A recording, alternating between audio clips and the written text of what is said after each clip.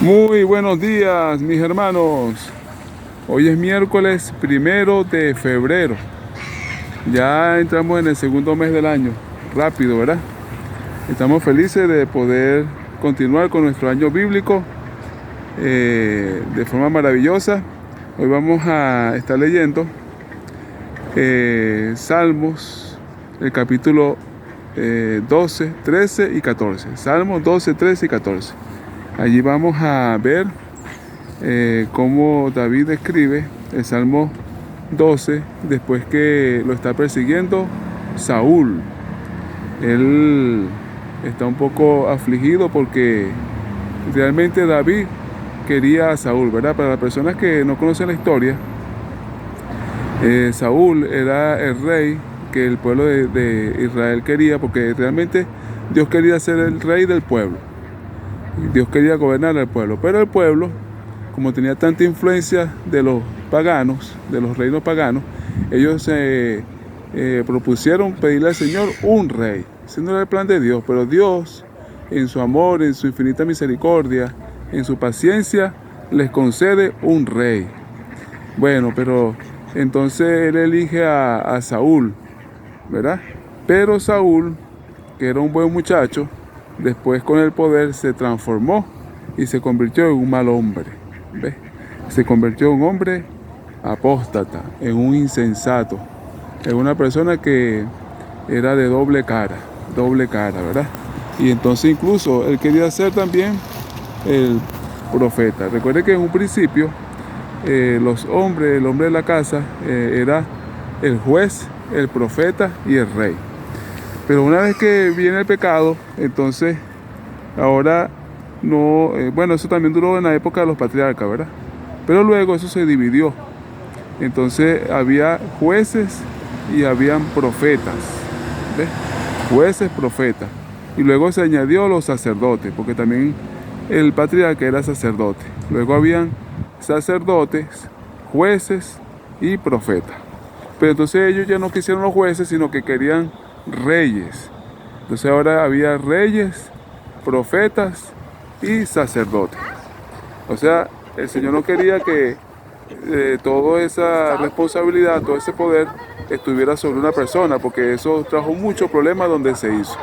Y eso es lo que quería hacer Saúl. Saúl quería ser rey y también quería ser sacerdote. Entonces él pasó la raya. Eso lo vamos a leer de todas maneras cuando estemos estudiando Samuel y vamos a entrar en detalle a la historia. Pero Saúl era un hombre de doble cara, ¿ves? Porque se presentaba como amigo de David, pero lo odiaba. Realmente David era un muchacho que él era un pastor. Él no tuvo la culpa de que Dios lo eligiera, pero Dios en su omnisciencia elige a David. Y Saúl lo invita a su casa y lo pone como uno de sus cantores y todo. Pero era hombre de doble cara, ¿ves, hermano? Entonces, una de las cosas, dicen algunos filósofos, que uno de los peores seres que existen sobre la tierra es el hombre de doble cara, el hombre falso. ¿Y cuánto daño han hecho esos hombres falsos, verdad? Porque el hombre falso, ellos son halagadores. Ellos se especializan en halagar a las personas.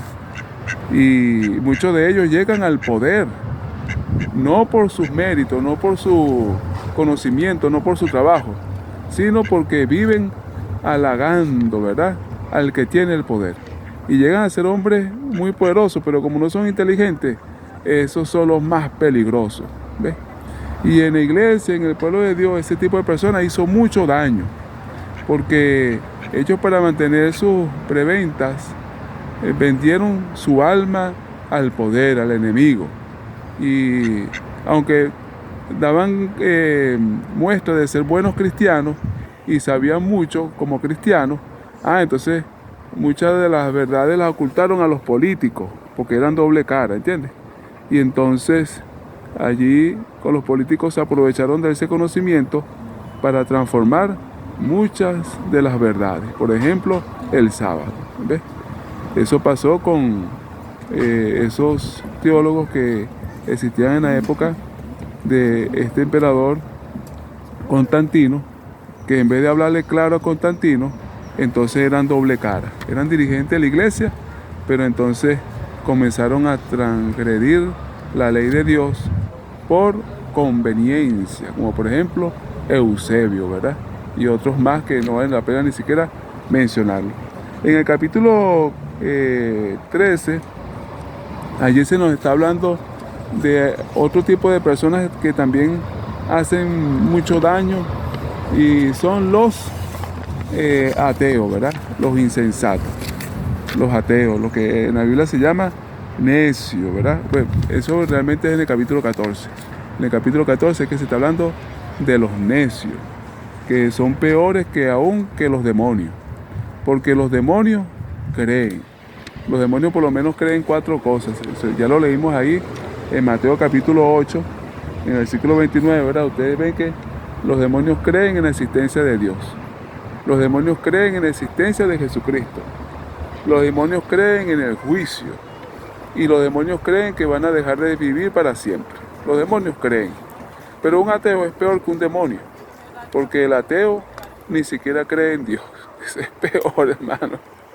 Si existiera infierno, porque el infierno no existe, si existiera infierno, allá hubieran demonios, pero no ateos, ¿verdad? Así terrible eso. O sea, que son gente tremendo, ¿verdad? Niegan su propia existencia. Es preferible que ellos negaran su propia existencia que la existencia de un Dios tan maravilloso como el nuestro. Es increíble que una persona que lea la Biblia incluso pueda negar la existencia de Dios. Hasta allá ha llegado el pecado. Porque los principales teólogos de hoy día son los teólogos. Muchos teólogos prominentes realmente no creen en Dios. Y conocen la Biblia de memoria casi, ¿verdad? Pero ellos hablan en contra de Dios. Tenemos que tener mucho cuidado, hermanos, de elegir bien nuestras amistades, ¿ves? Con las personas que conversamos, porque finalmente eso hace mella en nuestro carácter y nos hacen personas también insensatas, de no dudar, de una duda razonable, de una duda que sea para el bien, porque hay un tipo de duda que es buena, ¿verdad? Que es la que ha permitido que el hombre se desarrolle. Por ejemplo, antes la gente se alumbraba con velas, pero hubo una persona que dudó y dijo, bueno, pero no puede haber una forma mejor de alumbrarse. Bueno, y fue inventando y llegó hasta el bombillo, por ejemplo, ¿verdad? Ese tipo de una duda que crece. Pero hay un tipo de duda que es dudar por dudar. Esa es la duda de los insensatos, la duda de los blasfemos, la duda de los ateos. En el capítulo 13, ahí se nos presenta a David de una forma bastante negativa al principio, ¿verdad? Un hombre que lanza un gemido constante, por lo menos 4 veces. David se queja. David está allí sufriendo, como muchas veces nosotros estamos sufriendo por la prueba. A veces hay pruebas que son muy largas y entonces nosotros nos quejamos. Pero hermanos, recuerden que la prueba es buena porque nos permite purificarnos. Recuerden que el metal, el bronce, la plata, el oro, ¿verdad? El diamante se purifica es con el fuego. Y mientras más escoria tenga, más tiempo tiene que pasar en el fuego. Solamente que a veces nosotros se nos olvida reconocer que somos pecadores, ¿entiendes, hermano? Y a veces nosotros necesitamos pasar mucho tiempo en el horno, mucho tiempo. Pero eso quiere decir que hay mucha escoria que tenemos que sacar todavía. Pero gloria a Dios, hermano, porque el Señor nos está purificando, ¿entiendes? Si alguno de nosotros está pasando por ese momento de tribulación, ese momento de prueba, y es larga, ¿verdad? Recuerden que la pena a veces es algo, a veces la pena es algo que nosotros creemos, a veces la pena es algo que otros creen, y a veces la pena es algo que nos afecta por dentro. Y desafortunadamente a veces nosotros nos apropiamos de la condición que más dolor nos produce. A veces le colocamos una losa pesada a todas las cosas positivas que Dios nos regala cada día y nos afincamos es en el dolor, en el momento de dificultad que estamos viviendo. Aunque David comenzó este salmo muy penoso allí, con muchas quejas, sin embargo termina con un cántico de victoria. Hermano, gloria a Dios. Al final, David reconoce que va a salir purificado de este momento de dolor, de este momento de prueba, y termina alabando a nuestro Dios. Hermanos, la Biblia ha sido sometida a tremendas pruebas, a tremendas persecuciones, pruebas por los físicos, pruebas por los científicos, pruebas por los ateos, pruebas por los filósofos, pero ha sobrevivido a todo. Ha sobrevivido a todo. Esa palabra es una palabra poderosa y esa palabra nos llena de esperanza, de fe. Vamos a leer la Biblia hoy con esa esperanza. Maranata, Cristo viene. Bendiciones para todos. Cristo nos ama, mis hermanos.